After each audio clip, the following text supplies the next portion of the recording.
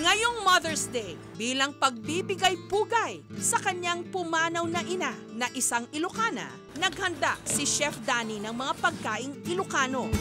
Katulad ng tinupig na isda, lalat kudil, at latiha, isang uri ng banana custard cake.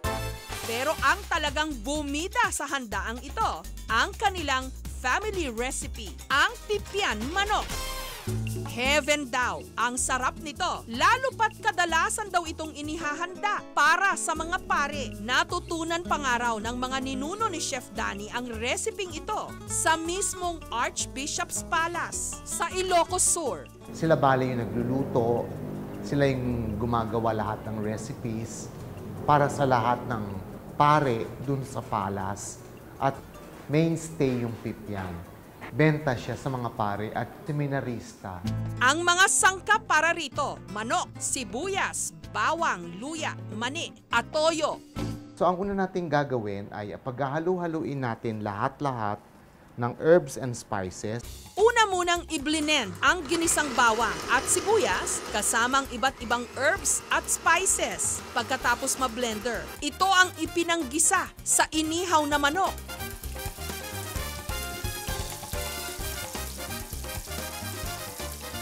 At this point, nalalanghap na natin ang amoy ng lahat ng spices.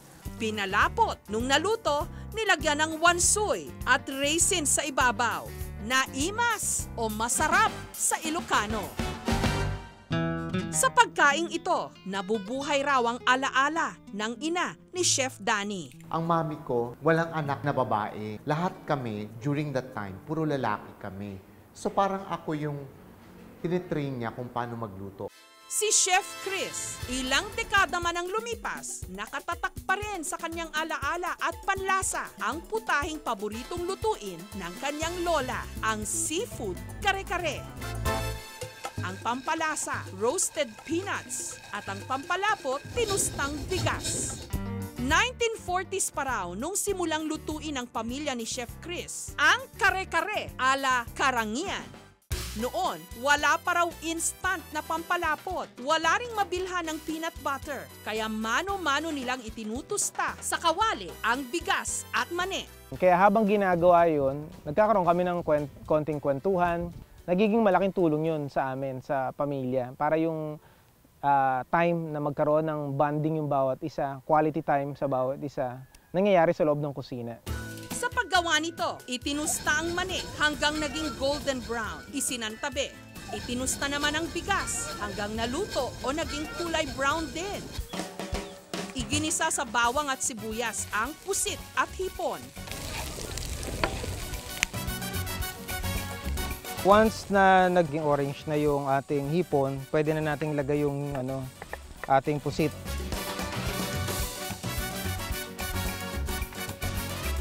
Nilagyan ng tubig, nilagyan ng dinurog na mani at bigas. Pinakuluan.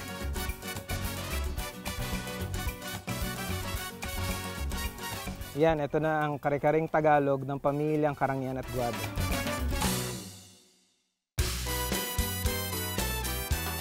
Masarap. Asan lasa yung mani? Masarap. Bagay na bagay sa kare-kare. Ilang empanada na ba ang inyong natikman? Ito talagang espesyal. Ang dough mukhang kaliskis, kaya ito tinawag na empanada de kaliskis. Ang pamilya ni Tess at Mercy Antonio na lang daw ang gumagawa nito ngayon, lalo't kabilin-bilinan daw ng kanilang lola na ang recipe nito wag na wag ipamimigay. Nung bata pa ako, sabi sa akin, ako raw ang magmamana. Ngayon, kumare ka, kahit na ano mangyari, wag mong ipaalam ang sekreto. Yan ay ka ang ating kayamanan. Umpisa na po natin ang paggagayak nito. Iginisa ang bawang, nilagang manok, patatas. Tinimplahan ng asin, paminta at asukal. Nung nahalo na ang lahat, ibinalot sa dough. Iri po yung nilagang itlog, hard-boiled, tsaka patatas. Ilagay na po natin sa dough na kasama yung nilagang itlog. Lagyan po natin ng rice. Sasarado po natin sa gilid para hindi siya bumuka. at saka iprinito hanggang umalsa ang balat.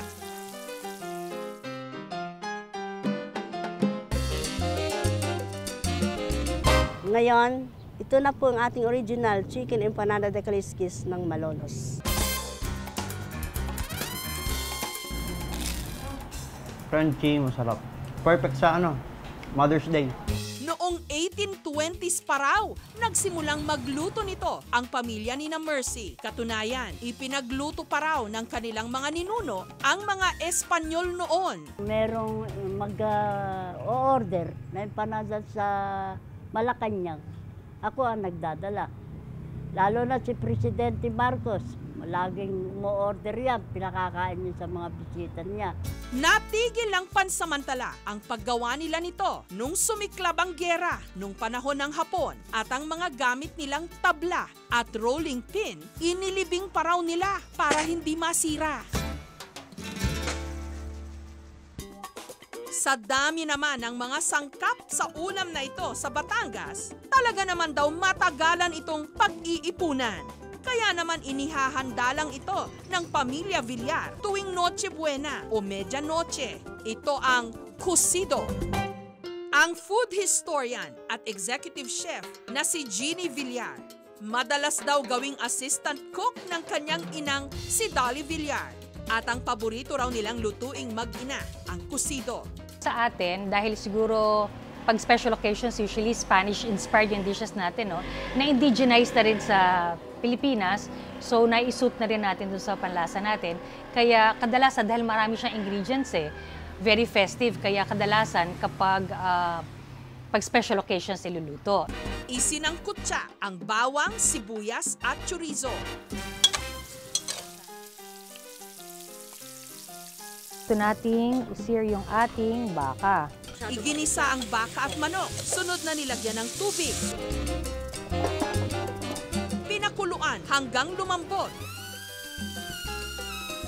Sige, hayaan muna natin siya hanggang lumambot ulit. Sandali lang ito. Basta takpan muna natin. Iprinito ang pelotas o meatballs.